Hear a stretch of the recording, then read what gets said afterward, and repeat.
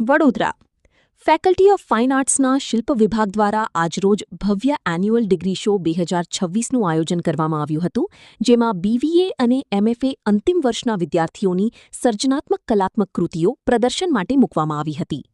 આ ડિગ્રી શોમાં વિદ્યાર્થીઓએ વર્ષભરની મહેનત, સંશોધન અને કલાત્મક દૃષ્ટિકોણને શિલ્પોના રૂપમાં વ્યક્ત કર્યો હતો. વિવિધ માધ્યમો અને આધુનિક વિચારસરણી સાથે તૈયાર કરાયેલા શિલ્પોએ મુલાકાતીઓને મંત્રમુગ્ધ કર્યા હતા.